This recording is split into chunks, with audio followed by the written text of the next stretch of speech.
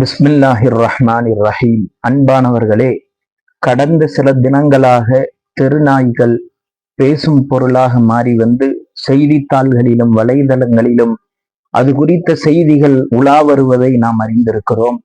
அந்த அடிப்படையில் இஸ்லாம் நாய்கள் பற்றி என்ன சொல்லுகிறது என்பதை நாம் பார்க்க இருக்கிறோம். அல்லாஹு தாலா தன் புறத்திலிருந்து இறக்கிய சத்திய வேதமான திருமறை குரானில் கூட அல்லாஹு தாலா இந்த நாய்கள் பற்றி பேசுகிறான்.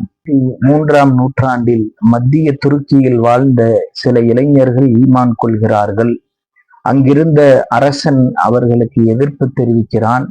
எனவே தங்களது உயிரையும் தங்களது ஈமானையும் பாதுகாப்பதற்காக வேண்டி 7 வாலிபர்கள் மத்திய துருக்கியிலிருந்து ஜோர்டானில் உள்ள அம்மான் என்ற பகுதிக்கு வருகிறார்கள். ரகீம் என்ற இடத்தில் ஒரு குகையில் தஞ்சம் புகுகிறார்கள். அந்த 7 இளைஞர்களோடு அவர்கள் வளர்த்த அந்த நாயும் வந்து விடுகிறது. வளமை போல அந்த குகையின் வாசலில் அவர்களை காப்பதற்காக வேண்டி அது தனது முன்னங்கால்கள் 2ஐயும் விரித்து உட்கார்ந்து கொள்கிறது. குரானில் அல்லாஹ் இதை பதிவு செய்கிறான். வகல்புஹும் பாசித்துன் திராஐஹி பில் வசீல்.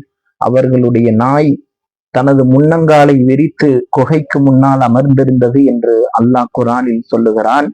அல்லாஹு தாலா தன்னுடைய பேராற்றலின் மூலமாக அந்த குகைவாசிகளை 300 ஆண்டுகள் தூங்க வைத்தான்.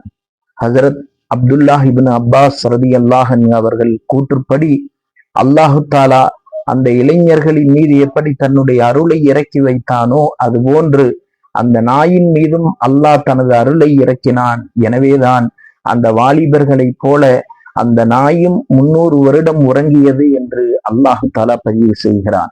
எனவே சங்கையானவர்களே, நாய் என்பது தாழ்ந்த பிராணி என்பதல்ல.